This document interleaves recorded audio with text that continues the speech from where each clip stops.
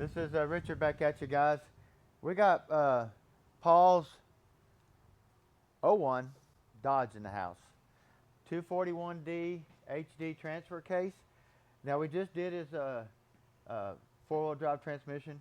In the earlier video we did all, the billet shafts and triple disc converter and all the bells and whistles that you've seen in our earlier video we put in that unit. So Cody's out there putting the tranny in now. We're going to try to get the transfer case taken apart and gone through so we can get that in and do some test driving today. Test driving is what we love to do. We love to feel our new units work and see how they work and stuff like that. So it's really exciting. Trent, thanks for videoing. Well, we're going to get this thing apart real quick. Now, you can identify this thing here as a 241D HD transfer case. If you need any parts, you can get the VIN number or anything like that, but that's definitely the number they're going to be asking for. Now, this is a vacuum-operated system to lock the four-wheel drive system in. Since it's a diesel, it has a vacuum pump up on the motor that creates vacuum to work all your doors and stuff like it in your dash when you move your heater and stuff like that. And then also, we have vacuum coming down here to this switch here when you move your shifter that locks the front differential or unlocks the front differential. So pretty simple. It's a little ball type switch. It pushes in to certain depths to make it send vacuum to pull it on or to pull it off. Really simple. This is a very expensive switch. You don't want to break it. Also, the lines up on top are really, they're like plastic and they break real easy from being up on top of the transfer case on the top of the tranny.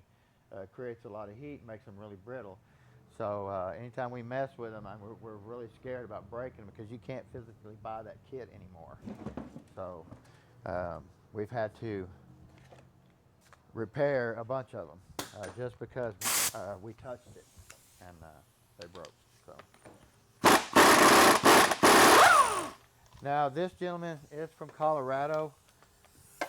Winter time's coming. So he's getting his transmission done, transfer case, all that type of stuff, and getting ready for it. So now we have our yoke here. You can see all that dirt build up in there. That's a no-no. Can cause vibrations and all kinds of stuff.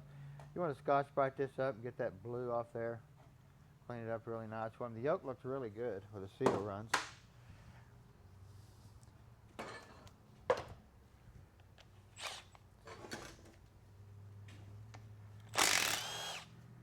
We have our steel retainer here.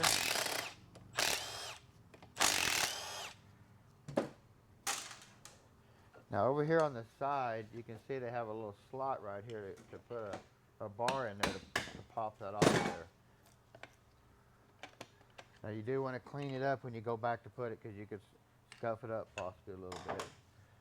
Now you can see here, they used a little bit of excess silicone on here. You don't have to use that much. If not, if you ain't careful, you can plug this feed hole to this bearing. So this is actually a single-sided seal here. Normally, you'd think they would have had a dual-sided. That way, it keeps the fluid in and keeps the transmission fluid out. Well, we're updating it, so we're Did you get a good one? Now we have our snap ring down in here. This is a common problem here too. These usually leak. Your gasket and seal kit will come with a new one. If you don't have a new one, you can always take a little bit of good silicone and put on there and reseal it. You can see our snap ring down in here. Now we're going to have to release that and push the shaft back to get this all the way apart.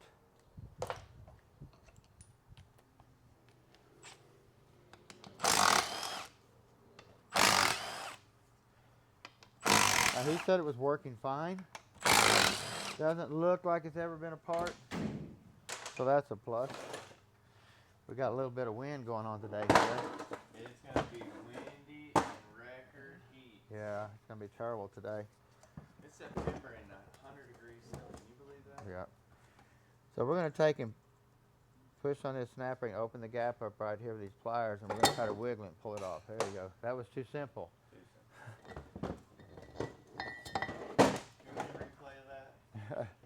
And we have a big old bushing down in here we'll be replacing and a seal. Now this does have a gasket that's already got its seal built into the gasket. Makes it real nice. So just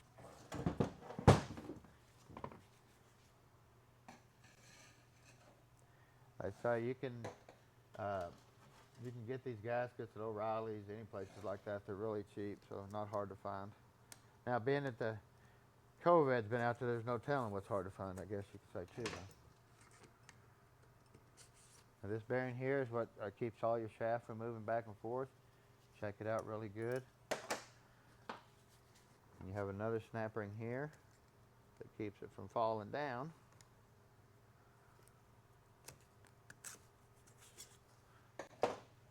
Both these snap rings are the same. No different. You have your pump here that once your vehicle starts moving, your output shaft, your drive shaft starts turning and starts turning the pump. Pretty simple. Now we have two washers here, or two bolts that have washers on them, and they go over your pins that align your two case halves. The other bolts will not have washers on them. I don't even know why they got them. That was a little snug, wasn't it? See if this one's any stronger. I'm not sure if I had that up on high. I did. I got my the smallest battery. Yeah, you got 12 volt versus 18 volts, so Yeah. a little stronger. I tell you guys, I just love these guns. They work really good. We're still using them. Soaking them in oil, cleaning them with carburetor cleaner, and they still keep on working. So I'm not going to be easy on them. I mean, I bought them to work them.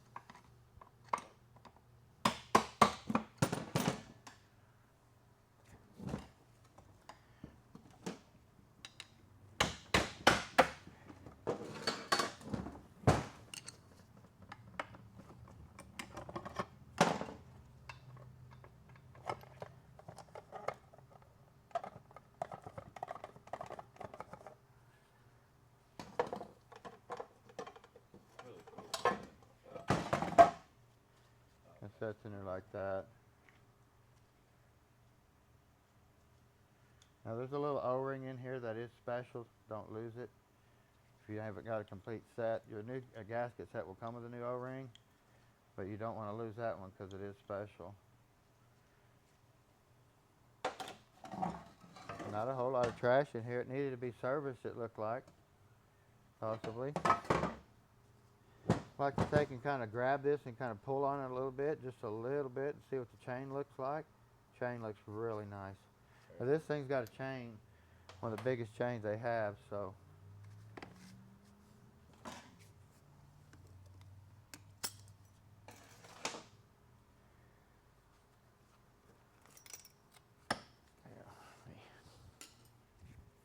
This is a protector, basically. It sets on top of the spring. Sets in here like this. Keeps the spring from wearing itself into the case. Pretty simple.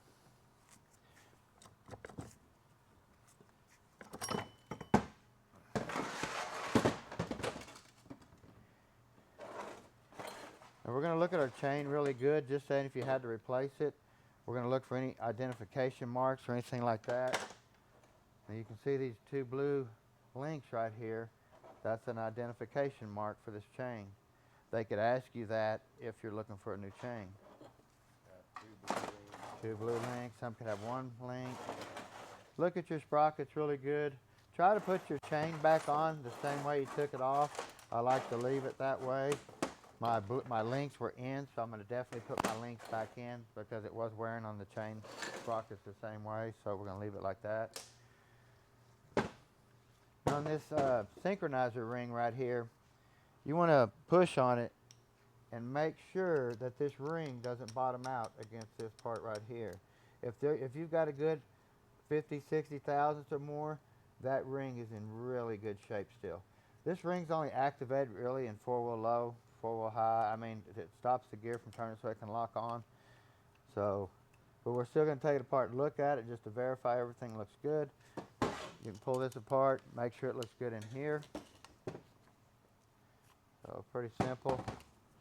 I'm going to get down in here and look at our shift fork inserts. See what they look like. Starting to look pretty thin. You can see the fork all the way through there. So they're getting really thin, almost nothing to them. Fork's in good shape.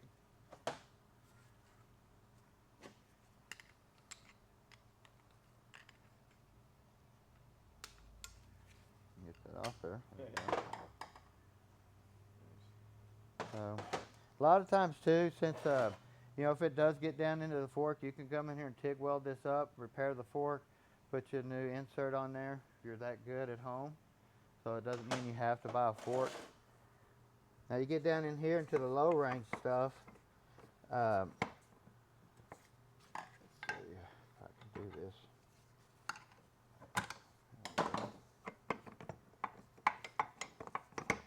Do it this way a little easier. Some of these collars come off and some don't.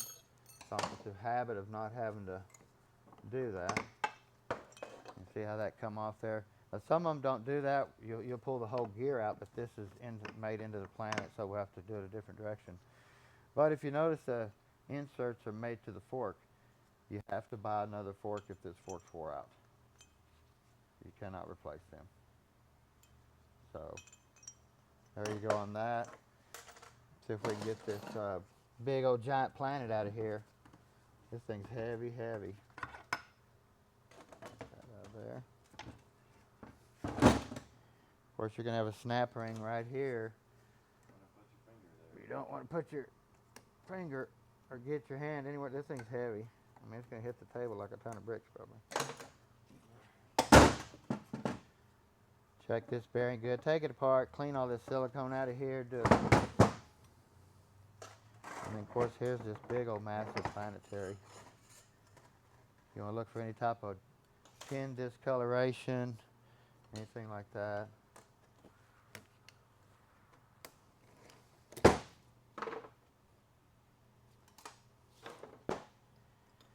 You're going to have a thrust washer here, 2-tab style.